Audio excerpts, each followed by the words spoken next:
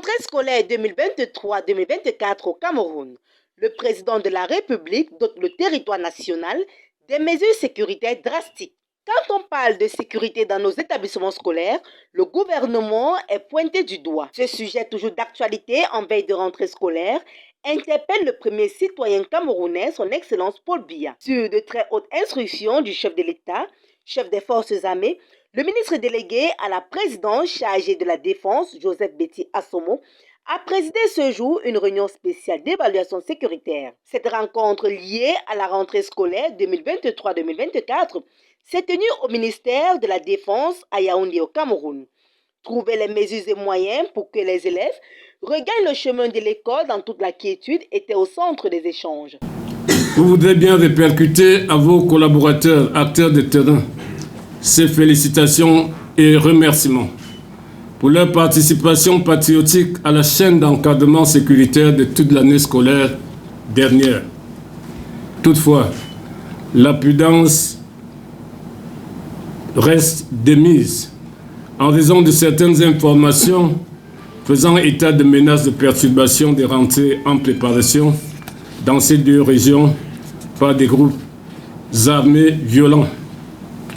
Les mêmes groupes prétendent créer des établissements scolaires de fortune et clandestins dans des zones rurales enclavées pour y dispenser des programmes non officiels et y faire l'apologie de l'irrédentisme.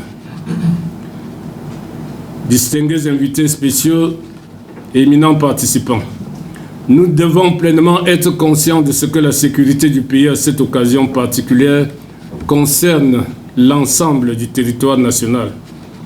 Une vigilance toute particulière doit être observée au niveau de nos frontières terrestres, maritimes et de notre espace aérien afin de prévenir l'onde de choc des soubresauts et conséquences des crises politico-sécuritaires en cours dans certains pays voisins et qui se manifestent parfois par un afflux de réfugiés, notamment dans les régions de l'Est, de la Damawa, du Nord et de l'extrême Nord.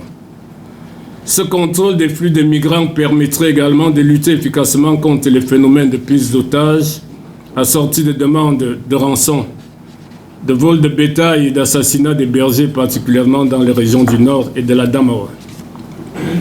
Nous devons ainsi tout mettre en œuvre pour prévenir et éviter toute éventuelle source supplémentaire d'insécurité dans le pays. Et les actions de prévention contre la criminalité routière doivent être menées avec une plus grande fermeté en cette période où les flux et mouvements des personnes s'intensifient énormément sur nos différents axes routiers. Il sera question d'examiner et d'arrêter des mesures appropriées pour conjurer énergiquement ce phénomène, qui s'apparente de plus en plus à une spirale non-stop de nombreuses pertes en vies humaines dans de tragiques accidents de la route.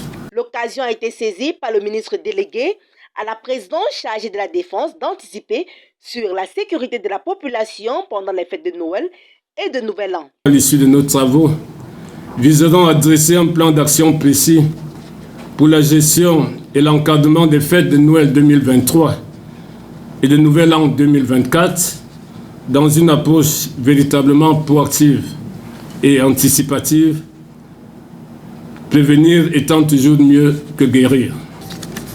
Monsieur le ministre de l'Administration territoriale, Monsieur le secrétaire d'État, Monsieur le délégué général à la Sûreté nationale, Monsieur le général de corps d'armée, chef d'état-major des armées, Monsieur le représentant du directeur général de la DGRE, Monsieur le secrétaire général du ministère de la Défense, sur les officiers généraux, sur les officiers, en vous réitérant mes remerciements appuyés pour votre présence à la phase protocolaire d'ouverture de la présente réunion.